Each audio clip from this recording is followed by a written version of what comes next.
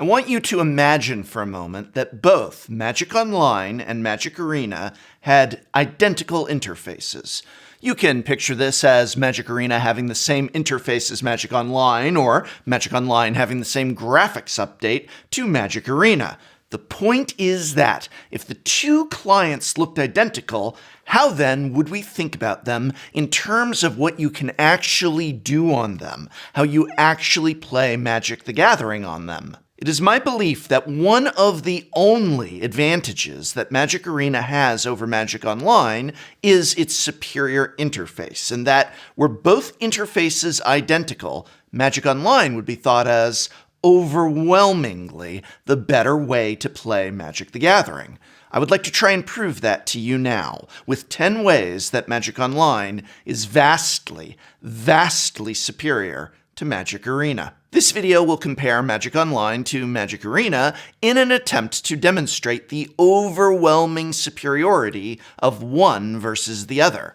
Compare and contrast is a great method for evaluating the quality of a product, whether it's a digital online client or wireless earbuds. For example, I encourage you to compare the quality, price, and overall satisfaction you get from these Raycon Everyday Earbuds, which start at half the price of other premium audio brands. And yet they sound just as good. And did you see what I did there? We're in the ad right now. Unlike some other brands, Raycons don't stick out of your ears and come with a bunch of gel tips for your comfort, and Raycons have a 32-hour battery life, which is just fantastic for Magic the Gathering players because that means you can listen to almost an entire limited resources set review before needing to recharge. Oh, wait. Marshall has more to say on +2 Mace.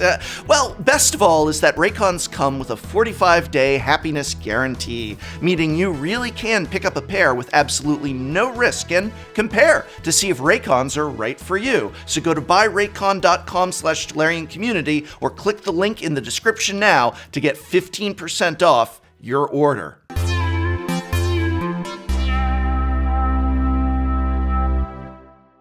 Now, when talking features and advantages, it is hard to properly organize them in order of least to most important, so let me just say that no, item number 4 on this list is not necessarily more important than number 10. In fact, I can tell you that it is not because I wanted to talk about number 10 and number 9 first. But I did try and make my top 3 features that Magic Online does far better than Arena.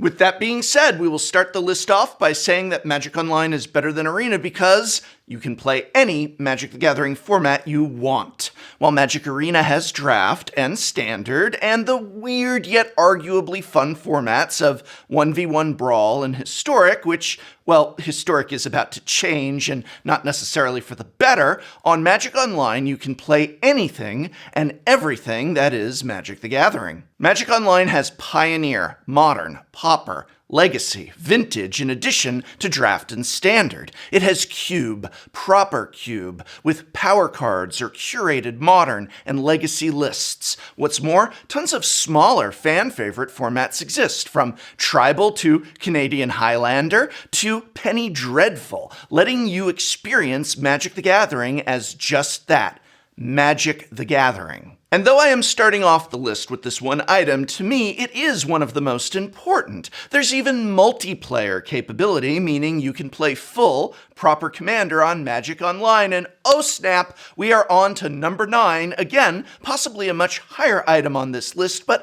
I want to talk about it now, at the start of it. Magic Online has full multiplayer capability, and Magic Arena not only does not, it may never. It absolutely astonishes me that they built Magic Arena without multiplayer capability. Magic Online's multiplayer interface may not be the best, but again, that's kind of the point of this video. If things were upgraded just in terms of the graphical interface, the ability to play Commander against your friends, multiple, something Magic Online already has, is just so superior than limiting yourself to 1v1. Now, for number 8, I love how I can set permanent stops on Magic Online. Yet another thing Magic Arena still lacks: Not having to fumble through this each and every game is a major advantage. And while I will absolutely acknowledge that Arena's default methods for moving through phases speeds up gameplay considerably, Magic Online is just far better for wanting to play technically precise Magic. Whereas on Arena, well, you better get used to just turning on and leaving on full control.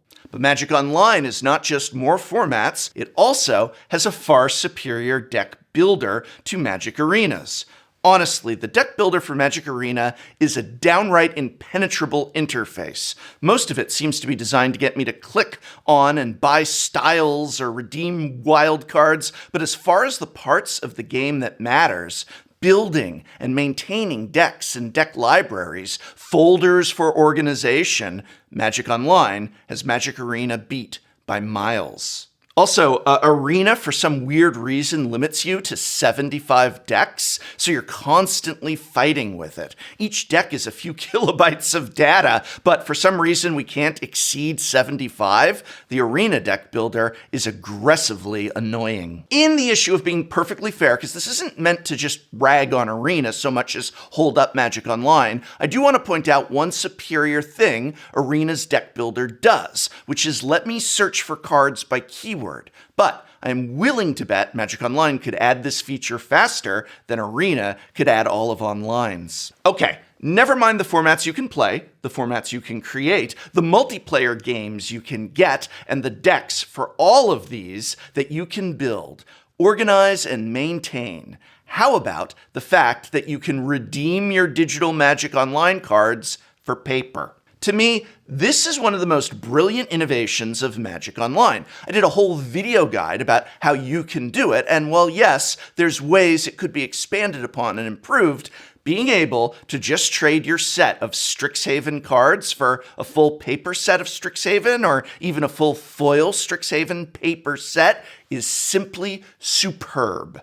I feel very strongly this could have been one of the greatest features on Arena, and it still could be because I see no reason they can't eventually add it if it's something people keep bringing up. But the fact that cards are locked onto your Arena account could so easily be negated by saying, hey, once you get one of every card in that set, you can redeem them for a complete paper set. It could be motivation to keep drafting, lucrative for the company because people a few cards away from a complete set might just burn a handful of wild cards to finish the job, and it would go a long way towards arguing that Arena didn't have a toxic economy, but more on the economy in a moment. Because number 5 is that when actually playing the game, never mind the splashy Arena graphics, I'll take the far superior system of Magic Online letting me determine auto yields and auto targeting, which means I can customize and, more importantly, optimize my gameplay experience. Woe be to those playing combo on Magic Arena, or just having anything that triggers once per turn and you want to say, yes, yes, stop asking already, or no,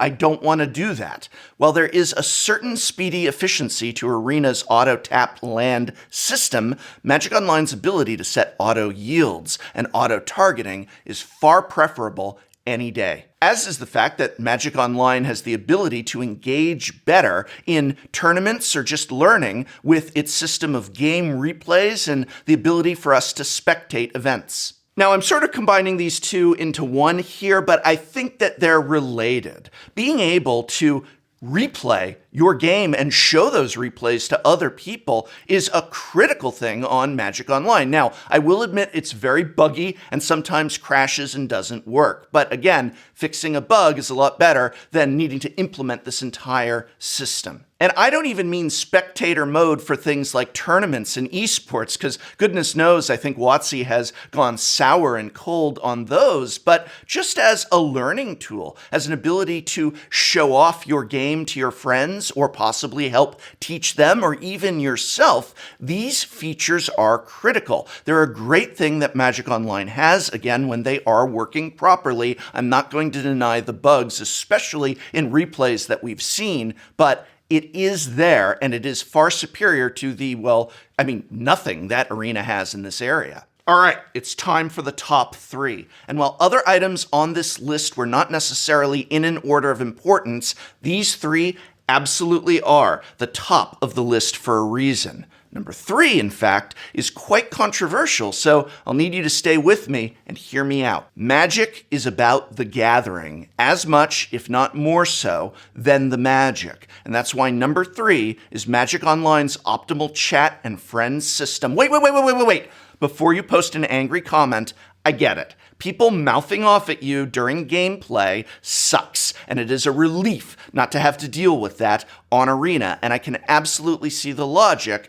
that has led people to being happy that there's no chat on Arena. But people have already found ways to antagonize their opponents using emotes, and at the end of the day, just having the option to shut off communication with opponents, an option that should be the default setting, whether you have emotes only or full chat, is the best solution. But for talking to your actual friends, people you want to interact with, an optimal chat and friends system is needed. And for all the frustrations that have come from online's in-game chat, a lot of positives have formed as well, as countless people have been able to reach out, make friends, or just interact with their existing ones. Magic the Gathering is a social game, and not having a built-in social system and friends list is shocking for Arena. And yes, eventually they slapped together a friends list system after an outrageously long period of time, and then seemingly left it to rot. I think the friends list on Arena is a terrible system needing a major overhaul. Challenging people to matches is obtuse, talking with them impenetrable, and at the end of the day, Magic Online's social systems are far superior to Arena's and a critical part of the experience. Coming in at number 2 is Online's system of competitive events, from leagues, which rock, to just events like qualifiers, preliminaries, and challengers, to just being able to jam out a 1v1 match with some stakes to it. 2 leagues. Did I mention leagues? Leagues are great. I remember before leagues. Leagues are one of the best inventions Magic Online added to its program. Did you know that they can add things to the program? In fact, I almost made leagues its own item by itself, but the truth is that when I sit down to play Magic Online, the structure and nature of their events feels like I'm at anything from my local game store to a GP. Magic Arena, again, feels like a video game that is trying to mine coins and gems from me.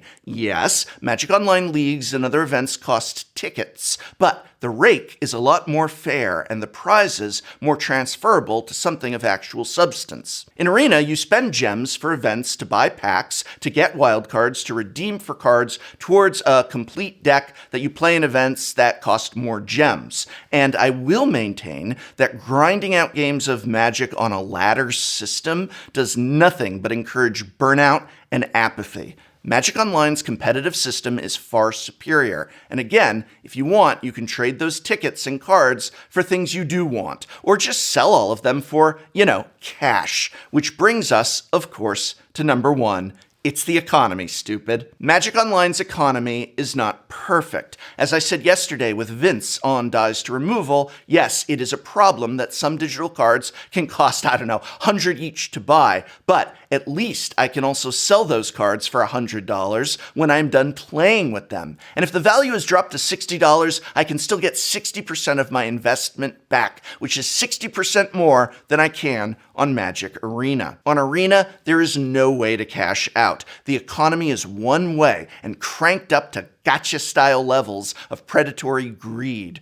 Online lets me literally trade cards with a friend, or trade cards that I'm not playing with for cards that I do want to play with. There's a real, actual living economy that lets me have better control over not just how I want to experience Magic Online, but again, it lets me cash out when I'm done with that experience. I've even traded online cards for paper ones in the past, and while not always a one-to-one, there are many Magic the Gathering places and communities that can help facilitate you trading in your digital cards for paper ones. Just giving us the choice, the option to trade, is itself far superior to Arena, and honestly, though I long tried to hold out hope for Arena and beat the drum for it, the moment I heard cards were locked on your account and non-transferable, not even dustable, I knew in my heart of hearts what Arena truly was. But now I want to hear from you. Are there aspects to Magic Arena besides its interface and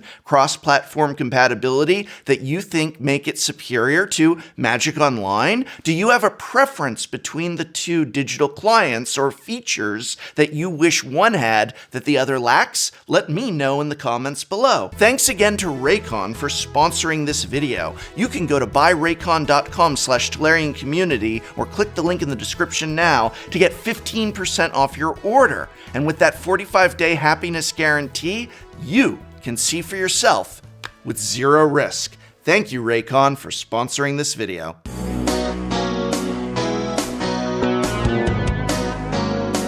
Not saying that they don't have a chance to win, but if someone has the nuts, that, oh, God. All the nuts. Has all the nuts. Not just the nuts. Has all They got all the nuts. nuts.